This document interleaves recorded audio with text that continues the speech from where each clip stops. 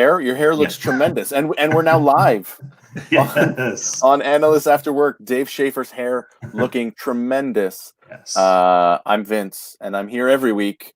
And welcome to Analysts After Work. We are streaming live on YouTube. We're also, just because I felt like it, we added Twitter. I was too late to add Facebook, but we're on Twitter. We're on YouTube, and I am pleased to welcome two dudes that probably need no introduction, but are just entertaining guys.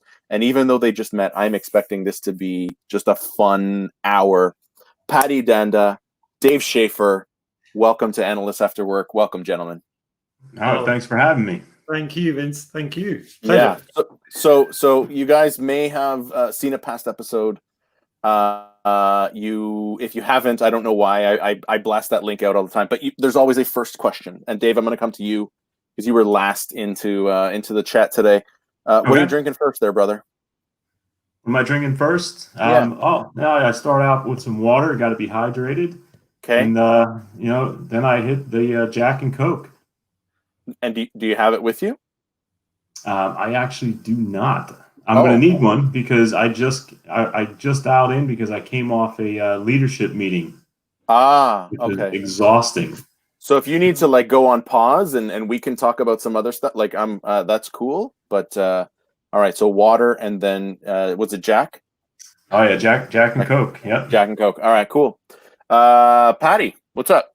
What do you got, man? So there's the official and unofficial version. So officially it's a Coke, but unofficially it's a Jack and Coke. So same as you, Dave. There we go.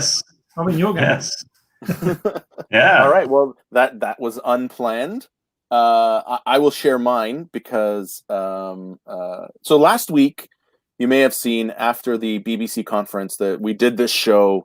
It was massive. There was like 9 people on the screen at once. But they created this drink called elicitation. And one of the ingredients of elicitation is Aperol. And so I went and bought Aperol because I had the recipe for elicitation. It is gross. But I have it. I bought the whole bottle. And I don't think you're supposed to drink that straight. Well, I think that was your problem. Cheers, gentlemen. Cheers. Welcome. Cheers. Hey. All right. Let's get into it. So what sort of percentage is that, Vince? That drink? You know what, Patty? I don't know. Oh. I have no idea. Does it taste bad? It's normally a good sign. Well, it's sweet. It's sweet but bitter. So the alcohol's hiding. It's high. It's got to be. I'm gonna try to find it. But in the meantime, 11%. That's 11%. Yeah, that should be. You should wrap that in a brown bag when you drink it, Vince. I'm at home. I'm at home, man. I don't have anything to hide. That's like a breakfast drink, no? Yeah. It's actually a digestive drink. So you would drink this after eating to help sort of digest your food. It's not my favorite though. And if I had known that that's what it was, I would have just bypassed it because I like the there's a Negroni, like a Montenegro aperitif that is tremendous. It's very herby, but I like it. And yeah, Steve, 100% terrible. Steve was on the show on Tuesday. It's terrible. So anyways, now Patty, I'm gonna betray the fact that conversations happen in the background before we come on stage. We started sharing some stories of our parents. So maybe I'm going to kick that over to you with, why do you have an unofficial and an official version of the drink? Oh, wow. Right. Okay. So put you on the spot here. Yeah, I know. I'm just being cautious what I say or what I don't. So there's only like 2 people watching, so like it's fine. I'll just think that way. And Steve Jones is cool, so it's fine. Yeah, okay. Steve, don't tell anyone. So I'm Punjabi. So although my parents originally are from India, we're from the northwest of India, which is the Punjab, and we have lots of Punjabis in Canada. I'm sure you've met. We do. And culturally, we're known as like pretty big drinkers.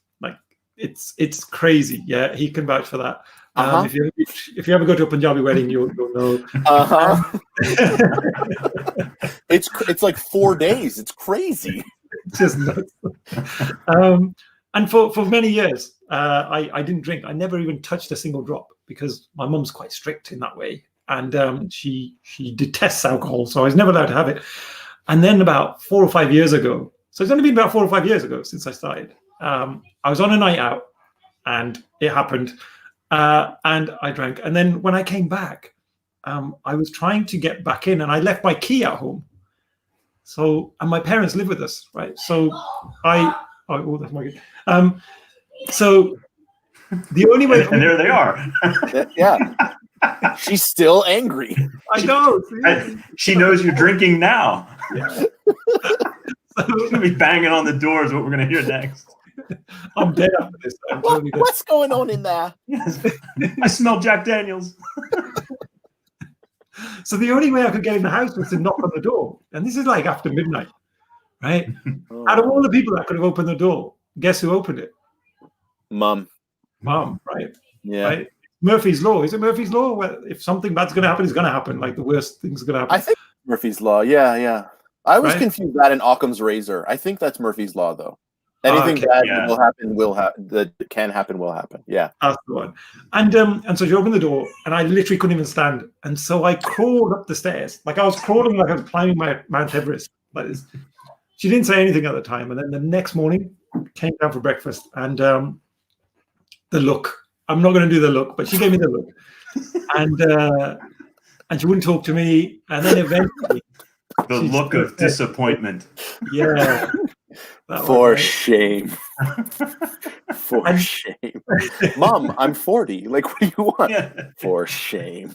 Yeah, he's not mentioning this happened last week. Yeah. We said 4 years ago. Like, Yeah.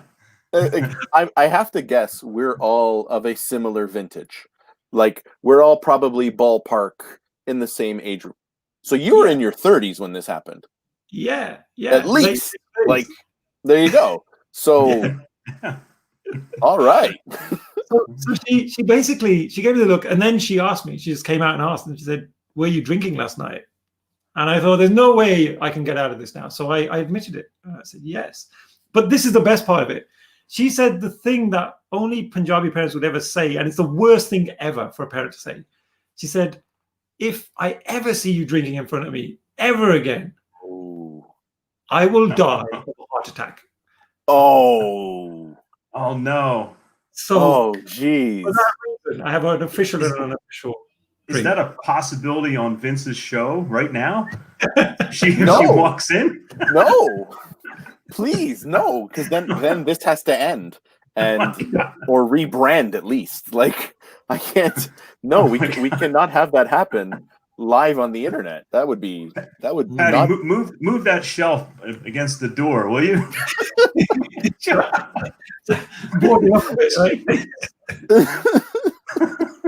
that and I think and Jared put it in, like, we all know the mom look, and so I shared a story of, like, I have several younger sisters, and a couple of years ago, we were doing buying of Christmas gifts. This is before we all had kids. Now it's easy. It's just, no, I'm not going to buy for you anymore. I'm just going to buy for your kid, and that's how you just buy for my kid, and it's easy.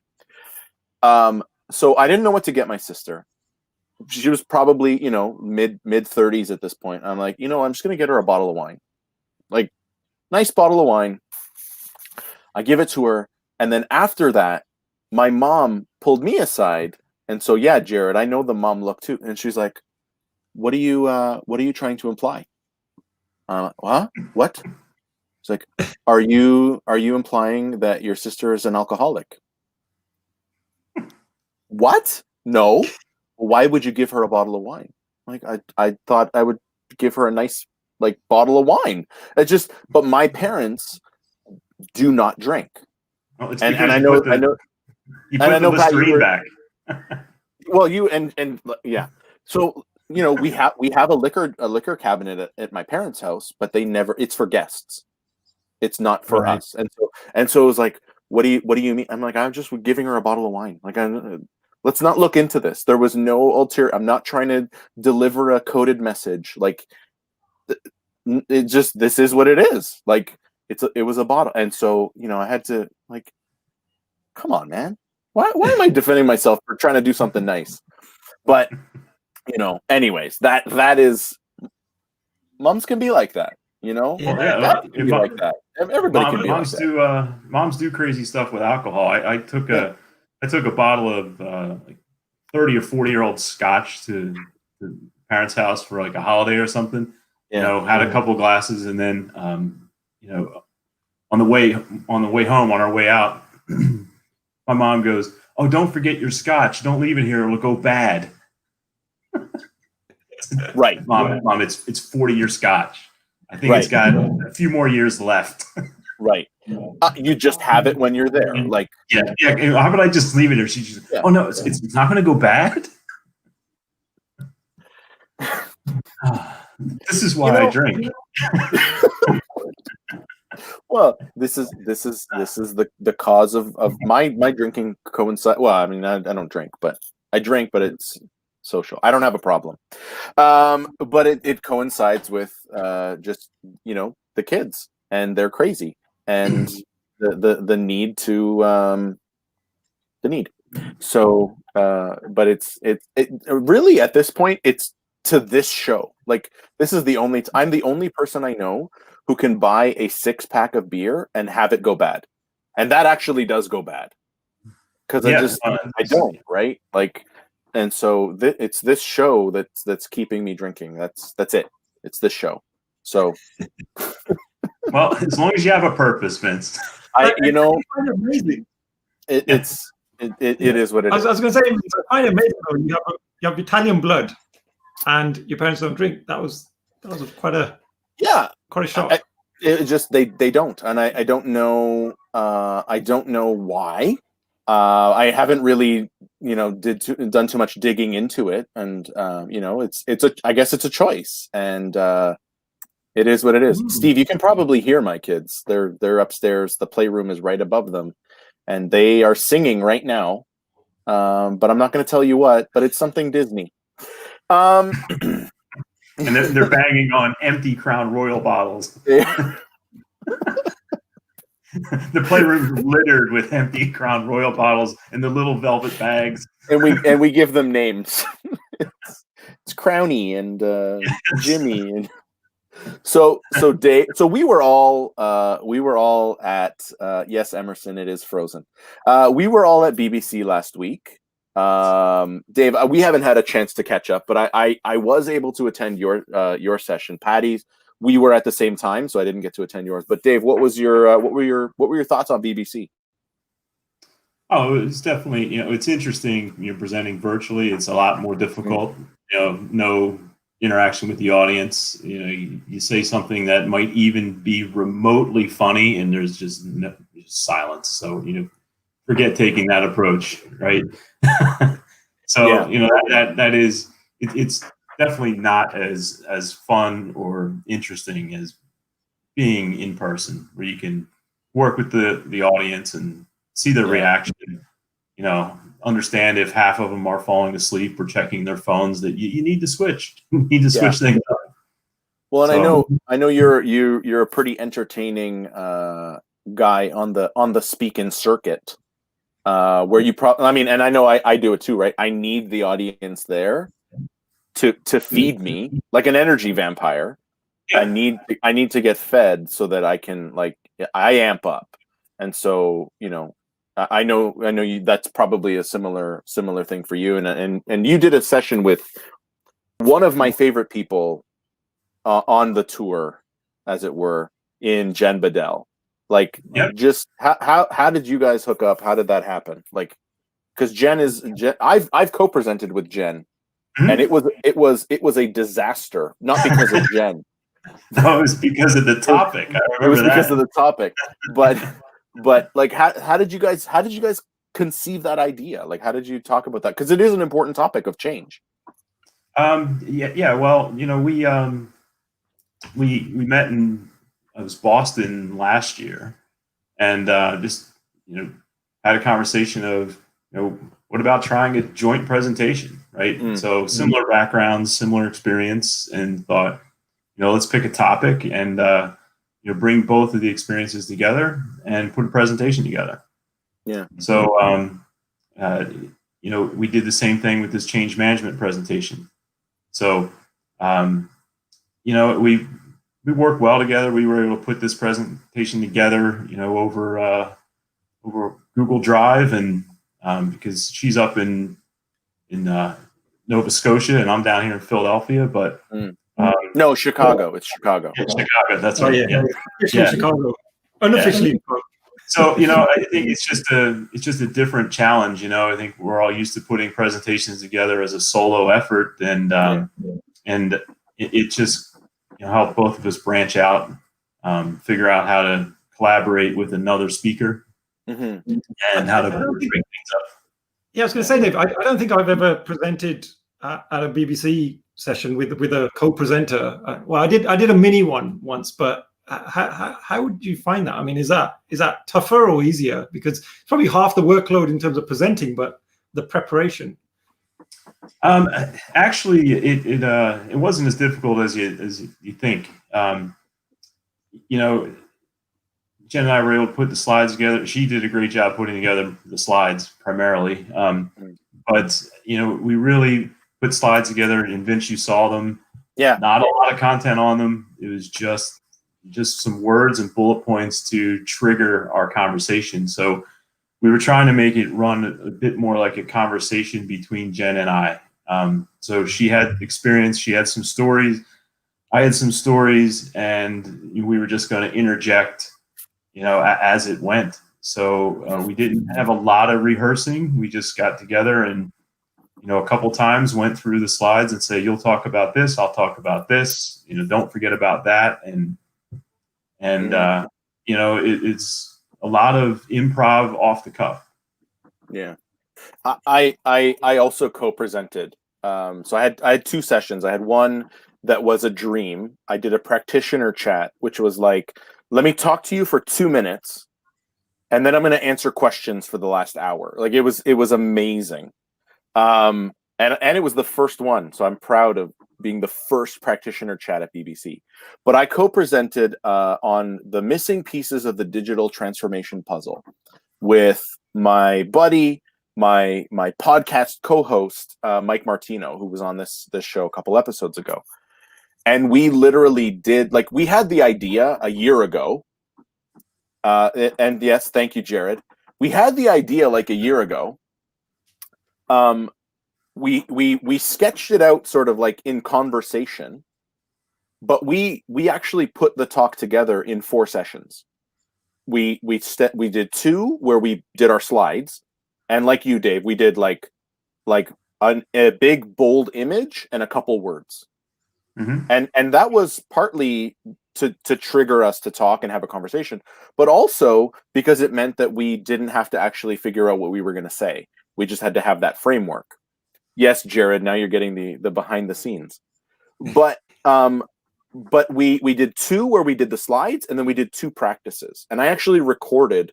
I used this platform to record the last session that we practiced, and then I put it out on YouTube after the fact. And you see all of the, like, okay, you say this here, and now I'm publishing it as a podcast. Like, this is how it is. But I'm a big believer in, if you know enough about your subject, you should be able to talk for half an hour, 45 minutes, an hour on it if you know what you're talking about. Yeah, so, that's the key. Yeah, and it's just then coordination, right? Yeah. I mean, if Jen and I had to do a presentation on nuclear fusion, right, or blockchain, right, it would be a disaster. But you're right. As long as you are fluent in the topic and what you're talking about, it's so I think it was definitely a positive experience. Putting together a couple of joint presentations with Jen. She's great to work with. So Jen's awesome. Chance to do it, again with Jen on a topic that you guys are more expert in, and not blockchain, where we find out that morning You're presenting on blockchain in 2 hours. Oh, okay. Awesome. And Patty, same. I guess same question, but you. So I attended something that you did. I think it was with Adrian, where you were drawing, and then and like how did. And then we had a debate or a discussion where I was like, I can't draw, and you told me that I could, and I strongly disagree with you. But whatever. How do you bring that visual element, because it is really important, especially for visual learners, bring that visual element into the analysis space to become more effective? And I think that was the nature of your topic at BBC as well, right? Yeah, no, absolutely. It's something that I think for a long time since I was a kid, I used to draw, I used to doodle a lot. And what I've had is, I think for many years, I've suppressed that creativity. I've totally suppressed it. And because I didn't take it seriously, I don't think art can be used in the work that we do, because we're supposed to analyze stuff. But I think in terms of the last few years, I've really rediscovered it in a way. And so what I've been doing more recently, and I think lockdown has really helped actually, because I was running some training sessions and I was thinking, how do I make it more impactful? How can I make it a little bit more fun for people? So what I did was I brought a bit of kit, and I can just show you here. So I got a little webcam over here. I like that little setup where you switch cameras. I remember it was the Austin session, the Austin PDD, and it was like, and then you switched cameras, and now we're looking straight down at your picture. I'm like, this is amazing. Yeah. So sorry, keep going. I can actually show you a couple of things. So I started to use metaphors to explain concepts. So if you know, it's kind of agile and invest, the invest acronym to explain user stories. I use a cup of tea and tea bags and stuff, and trying to explain that through metaphors. And then BAs, hopefully this will resonate with all the BAs. So Moscow. So I use a pen to explain Moscow. But what I found was I'd have people that, for example, with Agile, that had never done Agile before. They'd never heard of Scrum. And I started using some of these metaphors. And then when you come back to them the next day and you say, name me the 5 Agile ceremonies, and there's a blank look. There's no response because they've not remembered anything. But then I just ask them to remember the shapes or the pictures. And all of a sudden they go, I remember a guy who was running. There's a guy that runs. And I was going, yeah, it's a sprint. We got it. And then through those visual objects and icons, they're much more memorable. And so I find that it's really, really effective. So I've just been experimenting with it, really, Vincent. And then as a result, a good friend of mine, Grant Wright, and we were both into visual thinking, and we kicked off our own meetup called the Visual Jam. So cool. So we get together every month. We have special guests coming in, talking and showing some cool stuff. But yeah, we just have a load of fun. It's like a celebration of creativity. So yeah, that's kind of. I mean, like that. That is the. So, I'm at a loss for words here, because for me, the fun aspect of work is so unexplored, and if you can do that, I mean, that first of all, you're gonna enjoy the work that you're doing, because you're having fun. I did a session with Jamie Champagne on fun. Like, how do you have more fun at work? Because there's a business value to having fun. So if you're doing that and just having a good time, you can still be creative and productive and deliver value, but have a good time doing it, that's the dream. Like, who wouldn't want that? I don't want one of those soul crushing, like, I'm gonna go to work today. Like, you're miserable. And Patty, we have that in common as well. I've led a couple of VA groups at different companies, and most recently I came into a company and inherited a group of VAs. And the first thing that I did is I said, stop writing. Right. I looked at what they were doing, and they were just literally going to meetings, listening, and writing requirements. And in my first week, I put a stop to that right? Kind of sounds crazy. It's like, wait a minute, you're taking over a BA group and you're telling them to stop writing requirements. And I said, the first thing I want you to do is draw. I said, I want you drawing. I said, if you can't draw it, then you can't explain it. And you can't provide context, right? A list of 300 requirements doesn't tell anybody anything. So what I've done is I got the BAs trained in prototyping and UX UI. So they all build prototypes. It's one of the first things that they do when they take on a new project. And I tell them, I don't care what it is. If the draw process, draw it, right? Don't write it down. Or to be creative, tell a story. So I've had BAs actually write a short story. I said, explain what needs to be done as a short story. Get creative, great characters, write a story. Absolutely. And they've done that, and it's turned around the requirements practice. Because to your point, it's made things more interesting. The developers go, what am I reading? You're reading a short story. Yeah. And if you want to call it a user story, go ahead. But it's I have them literally. Some of the BAs are creative. Some people just can't write a story, right? Sure. But there are some of the BAs in the group that are, and yeah, go ahead and write a story. And in terms of the drawing element, like what we're aiming for isn't art; it's ideas. So there's a Mike Rohde who's written the Sketchnote Handbook. He uses this phrase of it's not about art; it's about ideas. And so what we're not aiming for is perfection and like the Mona Lisa, like that. That's not what we're trying to do with this sort of stuff. It's just about creating objects and icons that we recognize, and we can fill in the gaps. So they don't have to be perfect or artistic. And I always say, if you can write, you'll draw, because we can make the visuals so basic and so simple that you're almost writing letters. So even drawing a person, you can draw the letter O and an upside down U, right? So it's the body underneath, and that's a person, right? So it's not like we need to be that artistic to do it, but it's just about having a go and not apologizing. That's the biggest thing I find. As adults, we because we haven't done this sort of stuff for a while, we're very apologetic about our pictures that we draw. But if we're apologetic about our pictures, imagine what we're doing with our ideas, right? A lot of people are suppressing their ideas because they're afraid of what other people are going to think.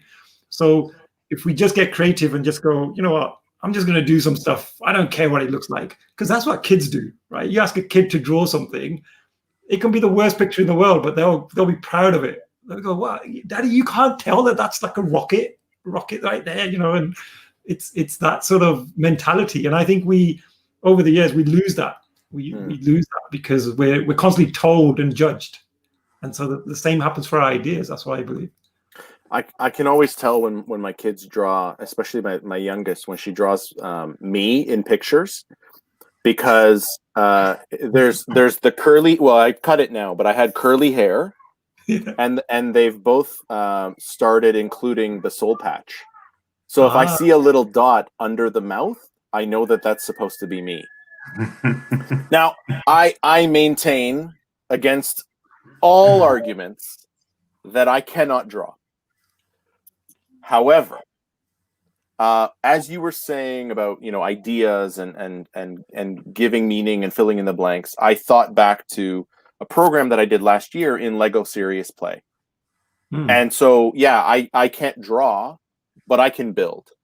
And so one of the first things that you go through as and then when you're leading workshops is to break down that barrier of this is a toy, I can't do it.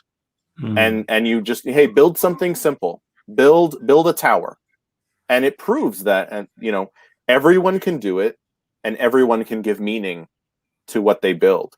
And so it becomes one of those ways of really drawing people in and almost giving them permission to be creative, which and I agree with you, like this is something that we almost have for lack of a better term, beaten out of us as we age, because you need to be serious and you need to take things seriously, and drawing is silly and whatever.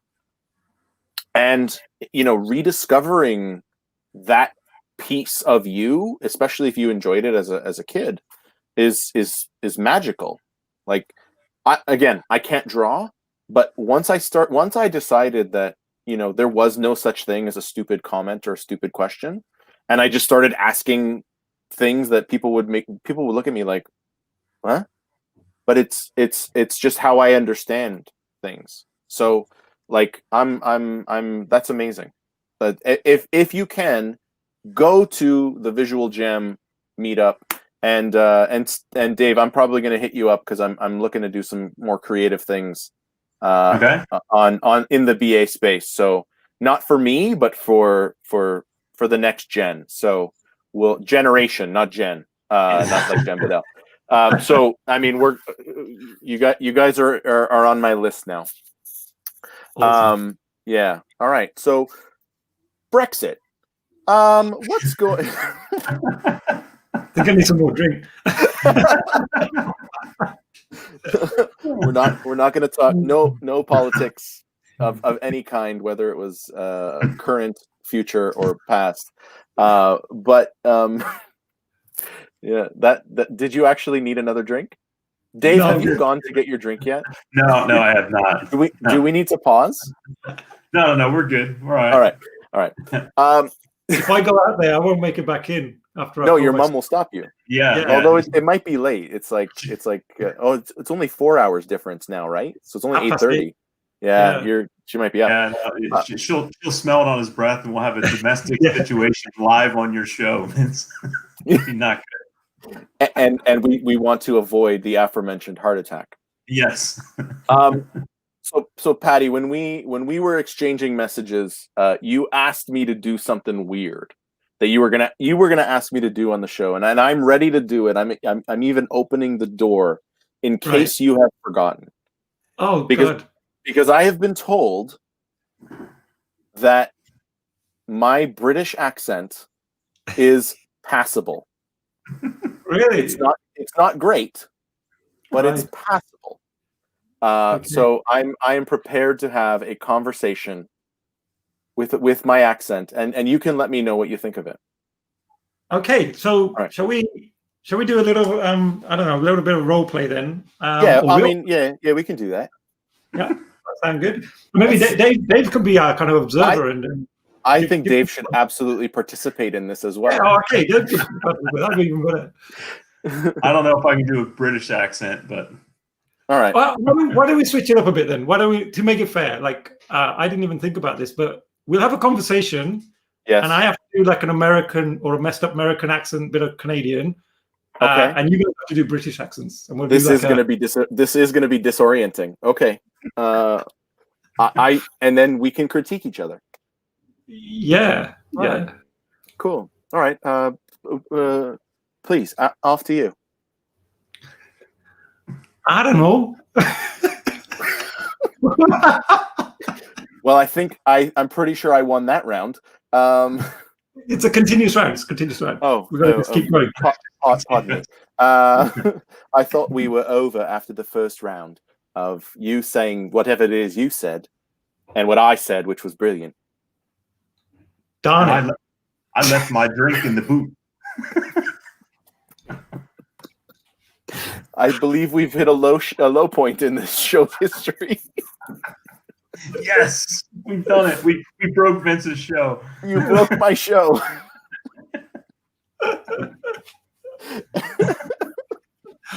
All right. Okay. So what else is going on? We've been in the accents aside. I think we've proven my British accent is pretty passable. Not the best, but passable. But we've now been in a lockdown for a couple months. What have you been doing, and what have you done differently, and what do you hope never comes back as a result of the lockdown? Dave? Well, I certainly hope lockdowns never come back. Sure. It's I've had a number of trips canceled just because flights are canceled and all that other stuff. But I think in the beginning, we were doing some things differently. Did a lot more online ordering, things like that. I think one of the bright spots is I never realized how great, getting, things delivered from, Home Depot, for example. Mhm. Because, I never thought to use their delivery service. I would always, take my, SUV over there and spend a half hour tying crap onto the roof and so that at least woke me up to that. Like, that was dumb. Mm. But yeah, I mean, overall, still getting out and doing things. I do a lot of hiking, a lot of photography, so that didn't have to slow down with any of this stuff. But yeah, I certainly hope that we don't lock down again, where they shut all the businesses. That certainly is a real drag. Yes. But yeah, like you, I've enjoyed the even if I have to go get it, I order it ahead and like they just put it in my car. We did grocery shopping that way and it was amazing. I'm like, I'm never going into a store ever again. I know, like, why would you? I'm gonna order it online. Like, why would you? Like, it's but there are people that really enjoy it, right? They like this, so they like talking to them. I say screw that. Put it in a thing, put it in a bag, put it in my car. I'm driving, and then I can just sit there like playing Pokemon or something while they're doing the shopping. Why do I have to waste my time? Yeah. And you'll never have that awkward conversation in the checkout line again, where some person you don't know starts telling you about their upcoming colon surgery, right? I mean, that's for some reason that's always happened, to me or my wife, right? These people that just started talking to you, and you're like, I don't care. I'm sorry. I'm just trying to pay. Yeah. Listen, strange man, I came here to do a job. Let me do it. Yes. And get out of Dodge. Yep. Like, exactly. Let me pay. Good luck with Good luck with the thing. We've had, this is the most international show I've ever had. We are representing 3 different nations here, and our experiences have been very different. So, Patty, same question. Oh, right. So I think I've become like a serial Amazon customer, as in like extreme. I've gone extreme. I order like another gadget every other day. There's a big box of stuff over here, and most of it I don't keep. Mm-hmm. So if Amazon are watching, please switch off right now. And I've just been ordering loads of stuff and trying it out, and then I return the stuff I don't like. And I got an email the other day going, although you're a valued customer, can you stop returning stuff? or basically saying, they give do us that? Well, they were reminding me that you've had an above average level of returns. So it's pretty much telling me that. Wow. So that uncovers, that's a requirement in the Amazon system, right? It was nuts. I was like, oh my God, they've gotten onto me. So yeah, it was a polite email saying, thank you for being a great customer, but notice you're above average in terms of your returns. We'd really like to know the reason for why you return so much stuff, and we're going to leave your account in good standing for now. And that was the exact wording, for now. Oh, that was a threat. That's a threat. That was right. It was a threat. So right the ship, I think we're cutting you off. Yeah. That's amazing. So, but you're right. That's going to be an There's no way that was automated. Yeah, I'm in timeout at Bezos's house. Yes. Patty's sitting on his steps. You're Fabricio, right on, man. You're a valued customer, but stop sending your crap back to us, please. Like, yes. Pretty much. I've been ordering like everything online. Right. I still go and do a little grocery shop just to get like bread and milk and eggs and exercise. I mean, the grocery store is like 200 meters from my house. 600 feet away from my house, and give or take. And so, it's just to get outside, but like do a little quick shop, and but everything else, like I now am on an automatic reorder of coffee from Amazon. Like, just send it to my house. The beans, and send it. It's cheaper than buying it at the store. And every couple months, I get 2 kilos of coffee. It's great. It's great.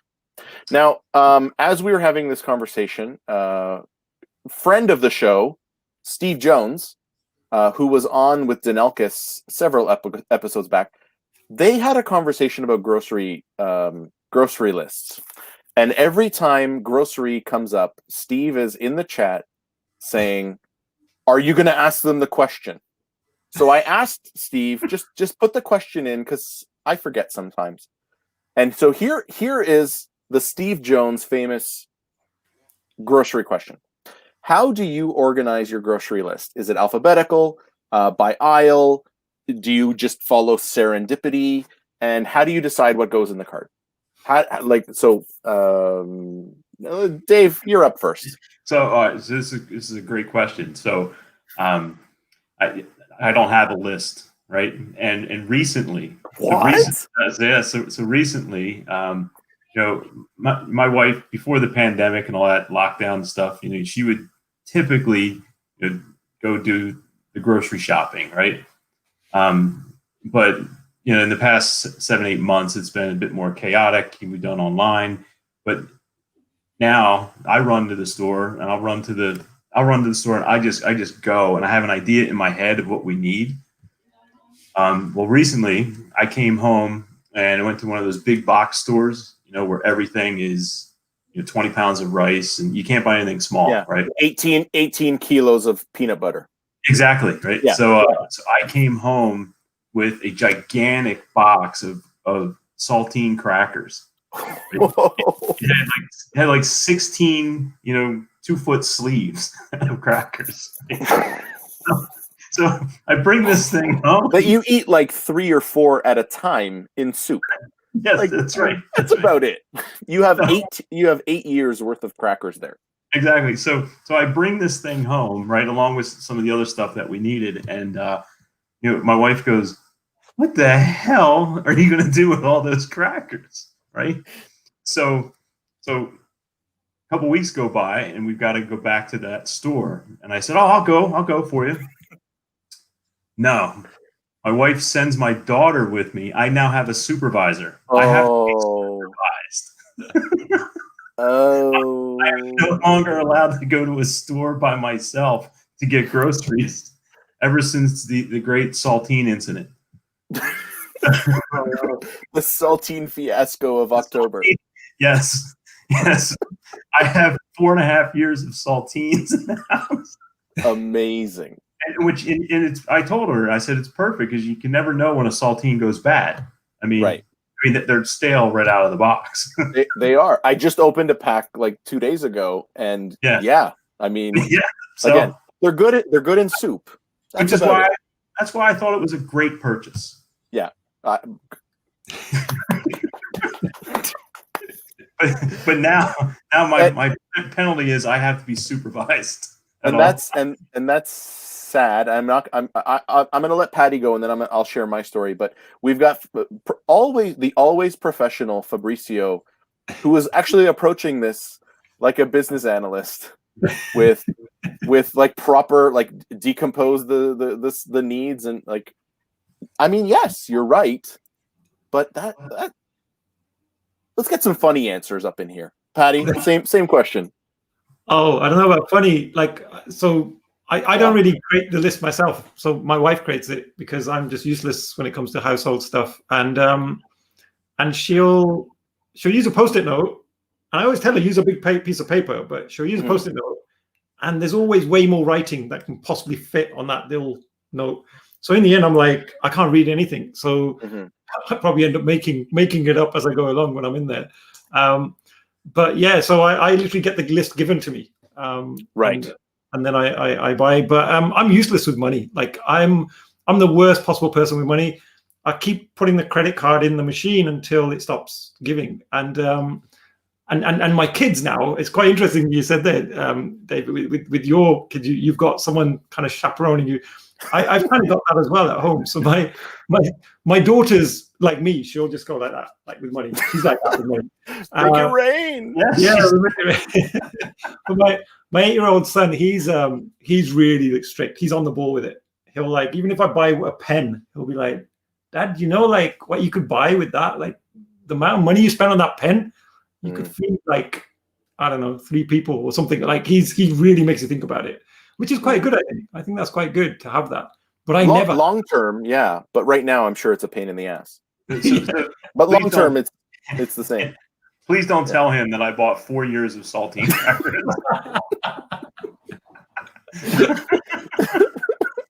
He'd have a heart attack. So when I'll give the answer I gave when Steve first asked this question, because so I come at this from a minimizing waste, a Lean Six Sigma perspective. So I do make a list based on travel, my usual travel pattern through the store, so that I'm not wasting motion.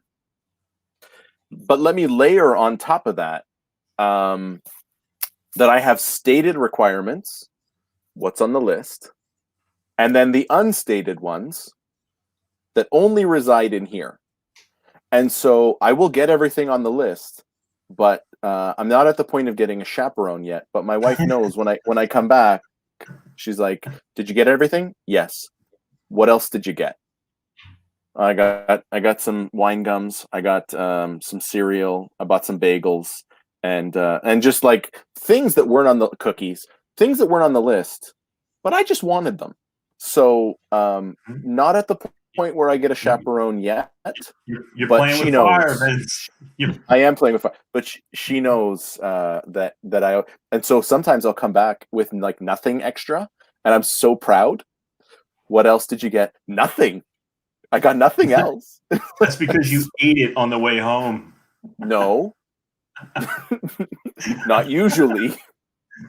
But I'm so proud. Like, no, I didn't get anything extra. I just got what we needed on the list. So I guess I'm keeping it in balance, where I do the right thing often enough that I'm not being punished yet. But you're probably right, Dave. I am probably playing with fire. You're playing with fire. I mean, it was the saltines put me over the line, but there were other incidents leading up to that. Right. I brought home a box of 120 Slim Jims, so I'm sure that didn't help. Right. And they were like the 3 foot tall ones. Anything endorsed by Macho Man Randy Savage is got to be a quality product. It's basically a 3 foot long meat stick patty. Right. So they're very tasty and terrible. It's like eating compressed salt. Yes. No one ever has a Slim Jim and goes, "Oh, I'm so glad I ate that."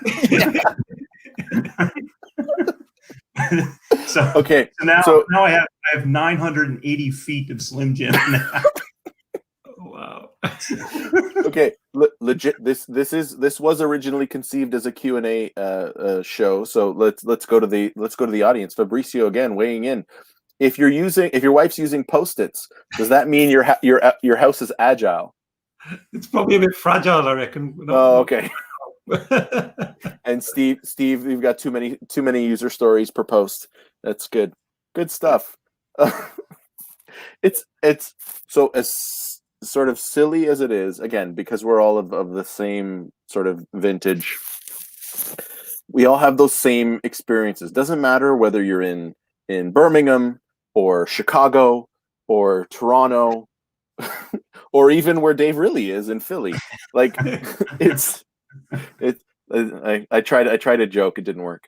Like we're all the same. We're all facing the same challenges, which is both it makes me happy because like, oh good, other people are sucking at things too. But it's also kind of depressing where it's like, oh man, how are we going to figure this out? How are we going to get Dave to be able to go shopping chaperone free? That's my I have a new life goal. That's a new life goal for me. I'm not sure you're going to solve that one. Oh, I'm not. I'm too far away, but like it's I want to help you. Yeah, I mean, I can build a Slim Jim fence and soak up 4 gallons of water with the saltine crackers I have. I don't think I'm going to get my solo grocery shopping privileges back for a while. Okay. Is that? I mean, so one of the things that I look forward to when I'm traveling, in addition to catching up with the people at camp, as Amy describes it, but it's just like being able to do whatever. Like, is that one of the things that you miss about the traveling, Dave, or is like what is it what do you miss about travel? Because travel itself sucks. Oh yeah, it does. It Right. does. Okay. No, I think that's it. You just have this feeling that you can't travel, right? Yeah. I'm traveling by car, but still, it makes it difficult. Mm-hmm. Is the hotel open? What are the restrictions? I'm just honestly, I'm getting tired of all the restrictions. Mm-hmm. You got to stand here. You got to wear a mask here. Take off the mask there. You got to, it's just, I just wanted, we used to just jump in the car and go and do something and come back and didn't think about it. Sure. So it seems like now, you want to go do something, you have to think about it. I think what sucks for me, and I went to London like the other week, I think it was last week, and you're not allowed to sneeze out in public anymore because everyone will just go. Oh, yeah. Especially when we're traveling by train or tube, right? It's like you're right, Dave. You've got to follow the process now, and everything is a process. Queuing up for coffee, you have to follow a certain process. You can't come in and out of the same door anymore. It just feels like there is so much we've got to change. Even the simple thing of buying something from the shop. Yeah, and people's behaviors change. I had to laugh. I was off hiking in one of the state parks, and you're outside, fresh air, the wind is blowing, and I'm not wearing a mask right out in the state park, and another person was approaching me on the trail, and as I got close, this person went and held their breath until I walked by. You weren't eating a Slim Jim thing, were you? Yeah, they were sticking up out of my backpack like Slim Jim antenna.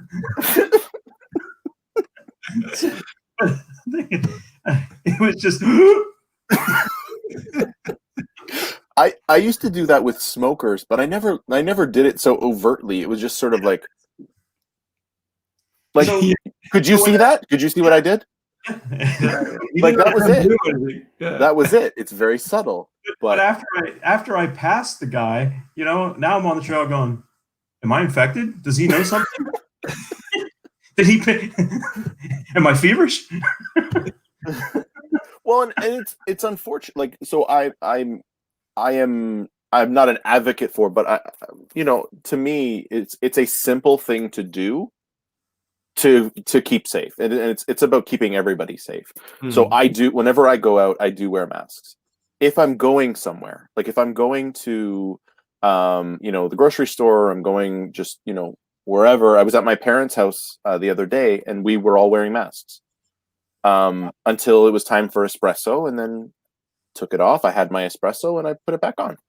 But when we go out for walks, and we don't have state or provincial parks close by, but we just we have an arboretum like within walking distance, so we just go for a walk with the kids, and I don't wear a mask for that because you are out in the air, and you're out in the middle. You just keep your distance. Like I'm still like, hey, but I was already one of those people like, don't come near me.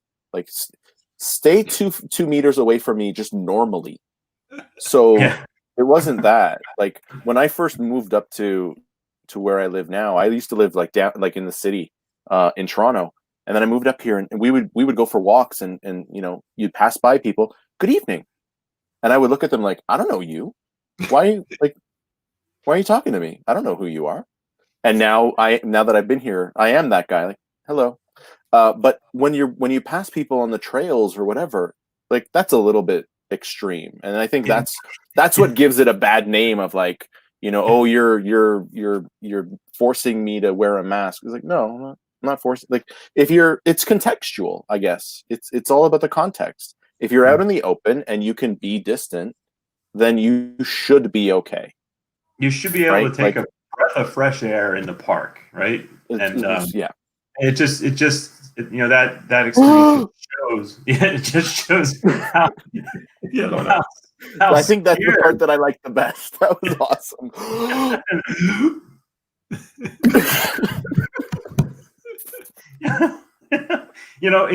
In hindsight, I'm kicking myself because I should have stopped just to see how long he would hold his breath. That would be cool. Oh my God, Dave, that would just be torture. Oh my God. Your move, sir. I should have started holding my breath to see who goes. Oh dear. Well, this has been the final episode of Analysts After Work. Yes. God forbid if you sneeze, Dave, what would happen then? Oh my God. I don't know. There would have been helicopters and a manhunt because I think he would have taken off into the woods. But it is a good thing. Like they do provide. They keep you safe, and more importantly, they keep everyone around you safe, especially if you have. So I do wear one, but you also need to. I guess you need to pick your battles. Like, is that the right time to turn into a the crazy masked person? Like, no, probably not. You know what I mean? Like, is just be smart about it.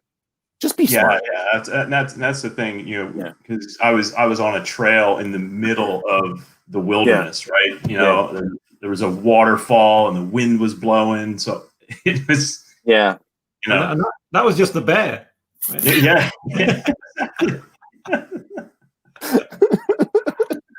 Awesome. Well, gentlemen, I don't know if you realize this. We are 3 minutes from time. The hour has flown by. Yes, it has. But I want to take, I'll give you each sort of, 60 seconds, 90 seconds. Everyone always goes over, so I'll, whatever.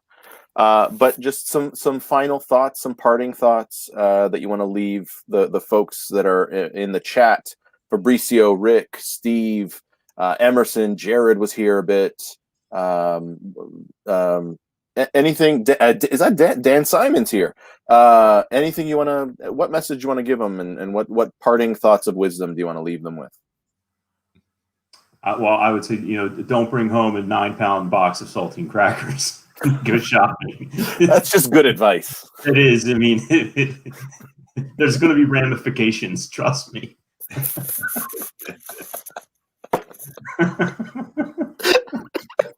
Yes. Somehow, sir, put down the 9-pound box of saltines. So somehow you guys have earned the distinction of having the most fun episode ever. This has been amazing. Oh my God. Patty, same question, man. Don't order and return too much stuff to Amazon. I guess. Otherwise, you get a nice email. I don't know why I walked right into that one. I did not think of that. Oh my God. All right. Well, Patty, do you know approximately how many things you've returned so that we can reverse engineer that requirement? There's got to be a proportion. Like if you return more than like 20%, there's got to be some, because there's no way that was manual. That was an automated message, right? So and at someone at Amazon wrote down, "System must send nasty warning to customer." that Once they returns cross more the than 20% 38 threshold. returns. Yes. Yeah. 38 returns in 90 days, sassy letter gets sent. I'm going to hunt down that BA. Honestly, that BA has made my life hell now because I'm really wary now. I'm really wary. I only buy the real essential stuff. Before I was just buying everything. Now I'm like really, really having to think about it. Right. I don't have any wisdom. this has been just an incredibly crazy 2-week period with BBC. Earlier this week was the Project World conference, virtual conference. And then and then I did an after show on Tuesday, which is exhausting, with 9 people. Like, I have a hard enough time with just 3, including me, with 9 people. And then I've been doing a workshop today. I've got another workshop tomorrow. I am beat. Folks, you're not getting any wisdom out of me in this episode. But I do want to thank Patty and Dave for joining today. This was I can't remember the last time I laughed like this. And I knew pairing you guys together was a smart move. So thank you. Appreciate you guys for joining. Patty, I know it's late. Yeah, thank you. Come back anytime. But for everyone else, thank you for joining in. Rick, Fabricio, I said your names earlier. That's fine. But thanks for checking in on Analysts After Work. And I'm gonna end the broadcast. You guys don't have to run away, but I'm gonna cut it now because it's been an hour and people are probably tired of us. Thanks, and Patty, be safe with your drink and your mom. I'll let you know tomorrow. See you, everyone.